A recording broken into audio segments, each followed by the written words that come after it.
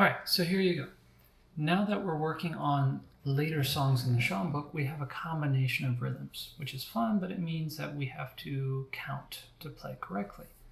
In the dandelion, we have eighth notes, quarter notes, and half notes, as well as having some half rests. We have to make sure to keep these rhythms even with the beat so the song has a steady heartbeat. We can't let the rhythms change how we count the song, otherwise it doesn't make much sense to count. Since it's no fun to play really slowly for a long time, here's a way of practicing the different rhythms and counting. I shared a link for the dandelion with colors added to help you remember where the rhythms change. The eighth notes are green, the quarter notes are blue, and the half notes and the half rests are in red, since it's really easy to not give these notes their whole time. Set your metronome to 60 to 70 beats per minute. It's all right anywhere in that range. And practice playing all the notes with the beat. Okay, that's the key. Try to make your notes sound exactly at the same time as the click of the metronome. All the quarter notes should be with the beat or with the click. And all the eighth notes share a beat or share a click. So remember that the first of each two should be right on the click. Da, da, da, da, da, da, da, da. All right? Now, in the dandelion, you would see all of these kind of thrown together, right? Well, I've written out a study where I've kind of separated them and made them into different ideas. So in this study, what I did is I put all quarter notes, and then I did the whole song with all eighth notes. And then I flipped it upside down, and then I put it right back up. So you get a variety. Well, for the first one, it's all quarter notes. So if we set our metronome to that 60 or 70 beats per minute, let's go ahead and set that. It'd be about like this, at 70.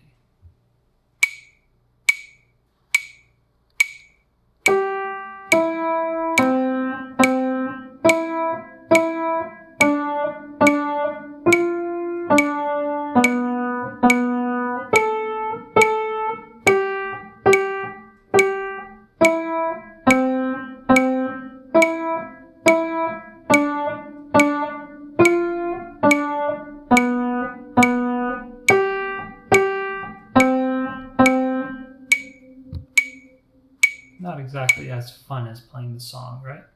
Now I've written it so that you can do that for both hands. Now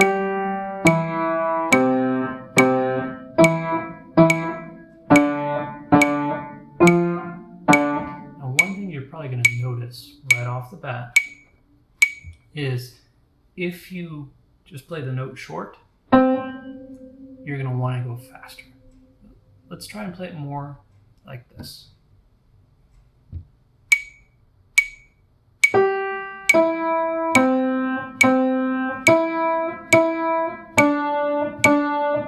and leave that key down and extend it all the way to the next beat where you click it again, okay?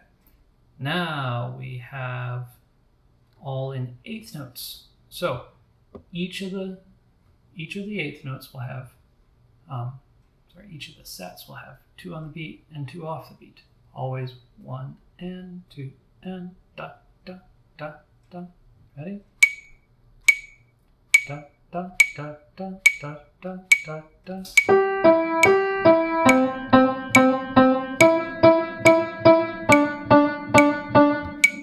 know it sounds a little funny, but it works nicely to get you in that rhythm and feeling how it's moving. Again, if we did it for both hands.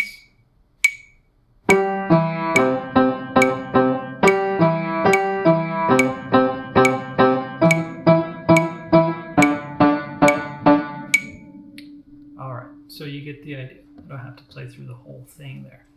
Now, the third one, I flipped it upside down.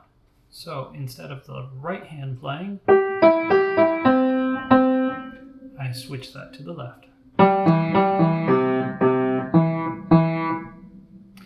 Now, with that, the left hand part will be in the right hand.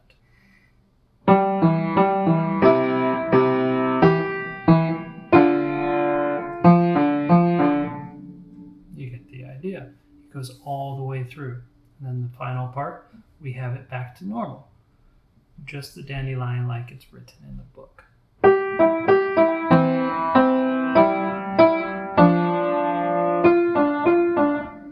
Now, once we get to this point, we should be able to feel a very big difference between the eighth notes and the quarter notes and keep our counting going.